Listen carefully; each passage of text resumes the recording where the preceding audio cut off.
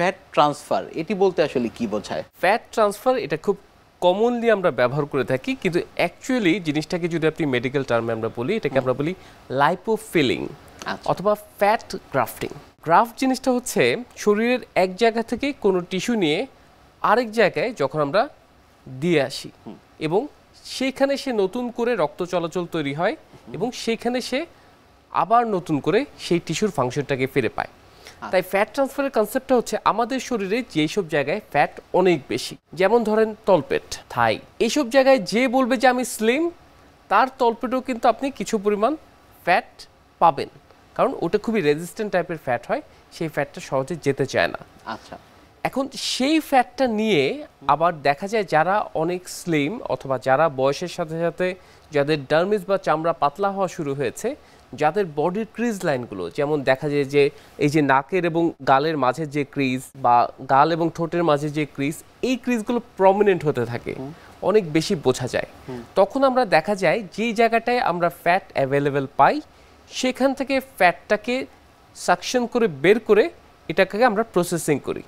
Processing করে নতুন একটা জায়গায় আবার সেটাকে ফিলিং করে আসি, যেখানে সে নতুন করে ফ্যাটটা দিতে চাচ্ছে।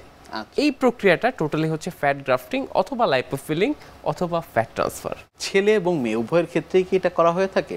ছেলে এবং মেয়ে উভয়েরই যেহেতু ফ্যাট আছে এবং উভয়েরই কিন্তু ডিমান্ড থাকে, নিশ্চয়ই, তো তখন কিন্তু সবার ক্ষেত্রেই আমরা এটা করে থাকি, ইভেন বিভিন্ন বয়সেও কিন্তু আমরা এটা করে থাকি।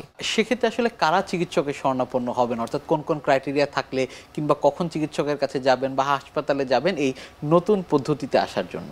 স্পেশালি আমরা এরকম অনেক মানুষকে পাই যার আসলে খুব বড় ধরনের কোনো ডিফেক্ট নেই, কিন্তু তার হয়তো একটা ট্রমা ছিল, একটা কেটে গিয়েছিল তার ফেসে অথবা হাতে অথবা পায়ে অথবা শরীরের এক্সপোজ কোনো জায়গায় একটা স্কার আছে। আচ্ছা, সেই স্কারটার কারণে কোনো ডিপ্রেশন তৈরি হয়েছে, তখন উনি চান যে না, আমার বডির কন্টিনিউটি একটু ঠিক করে দেন।